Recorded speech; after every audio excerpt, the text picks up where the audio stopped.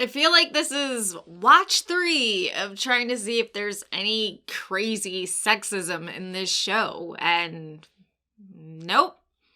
Just a really good show based on a comic book character.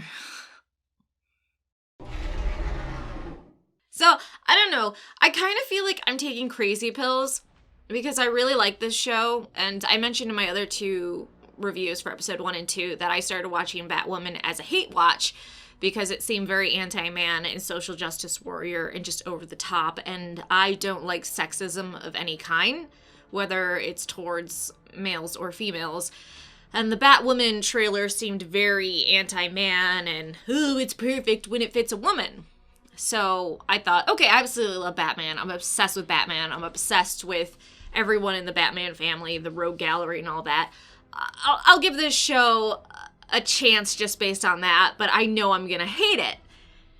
I've loved every episode. The 3rd episode, not as good as the other 2, but I still absolutely loved it, and I have no idea.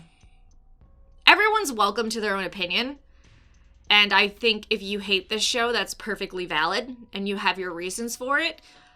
I don't understand the insane hate of, well, if you like it, you're wrong. No, I'm not a fucking lemming. I like what I like. And if you decide that I can't like something without being wrong or trash or incorrect, then that's a you problem, not a me problem. Because I'm not a lemming. I'm going to like the shows that I like, and I'm going to dislike the shows I dislike. And I'm going to go forward, watching or not watching things based on how I want to live my life. And if you don't like that, and that sets you off, that someone isn't willing to like or dislike something you feel they should, that's a you problem. And that's something you should probably work on being more secure with. I think this show is absolutely great. I love the themes of it. I love the theme of family. I love the sister that doesn't want to give up on the other sister that's obviously incredibly mentally ill, and I know there's a lot to unpack with that, which I'm not going to do in this video. I have been very impressed with the special effects, with the acting.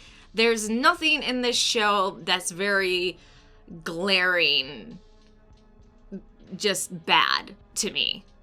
And I am one that I feel like I outgrew a lot of CW superhero shows because, and I'm not saying this is based on age, if you're elderly and you love CW superhero shows, good for you. That's what you enjoy. But for me, personally, I felt like I outgrew the drama in a lot of the CW shows, like The Flash, even though I absolutely love The Flash. Although Legends of Tomorrow was so good. But I don't feel like it's teenage young adult drama with Batwoman despite it being on the CW.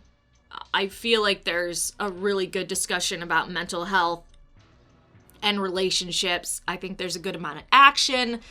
I really like how she's not trying to replace Batman or say that she's better than Batman. She's just something different. And she's better right now because she's there versus Batman, for whatever reason, decided to leave the city. Which I'm guessing is because he realized he attracts enemies and he attracts the more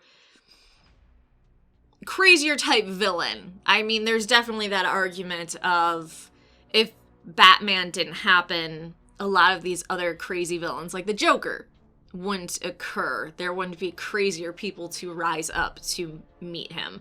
So maybe that is why Bruce decided, I need to get the fuck out of here. This just is not a good idea. And I think Kate, is starting to realize that. Okay, I started something. I opened Pandora's box, and now people think that a hero is back, so maybe I need to, in some way, step up and help. But I think she's going to realize there's a reason why Batman stepped away. And it wasn't because he was a coward or giving up on the city. It was that he realized he causes more problems. He does more harm than good, basically. I think Beth, her acting is getting better as the season goes on. The first episode, I was okay with her. It seemed like she was trying to be over the top, but I feel like the longer we're exposed to the character, the better her acting is getting, and the more it feels natural for her character. So I'm all for that. I really like Kate's stepsister a lot. I think she's very well developed. I'm just enjoying her in general. You want to know what does piss me off? Sophie being jealous that Kate is flirting with another person. Hey, you are the one that denied your love and moved on and got married. She deserves to be happy. It really ticks me off people that are okay with themselves moving on and being with someone else. But oh no, that person that they totally ditched, you can't be happy and you can't move on, and I'm going to be super jealous and be a POS. Just very frustrating. So I guess that's part of the CW drama, huh?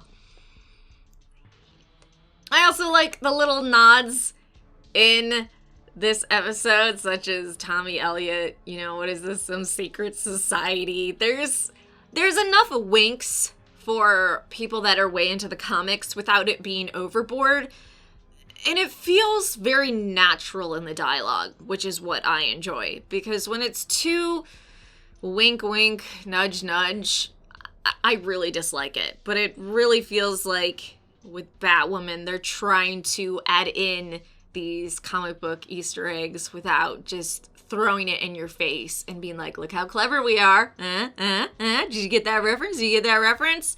Yeah, we got that reference.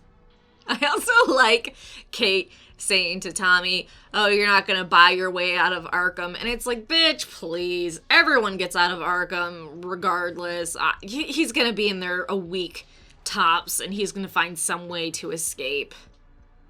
Arkham isn't going to hold him. You haven't been in Gotham long enough, have you? Of course, you should know that from being in Gotham before with Batman, that Arkham does not hold crazy people for very long. I will say something I'm getting frustrated with is the dad. How he just keeps... I know it's normal to be in denial. Oh, this isn't Beth, this isn't Beth, this isn't Beth. Come on, dude. You've had enough evidence that this is Beth. Either he's lying to his wife, or he's just stupid. There's denial, and then there's just being completely just stupid.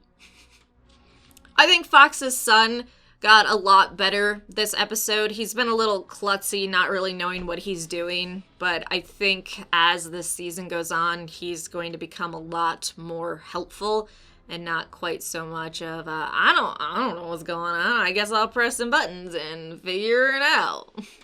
So yeah, I think this was another solid episode. I enjoyed it. I didn't feel bored at any point. I feel like they have enough comic book lore in it where it's interesting for comic book readers, and there's nothing about it so far that's very glaring social justice warrior or just you're getting way too much into politics with this shit. I don't want to deal with it. So I think it's worth seeing the series, especially if you're a fan of Batman and the Batman family of comics and his rogue gallery and Batwoman and her rogue gallery, but that's completely up to you, and if you don't like it, that's fine. If you do like it, that's fine too.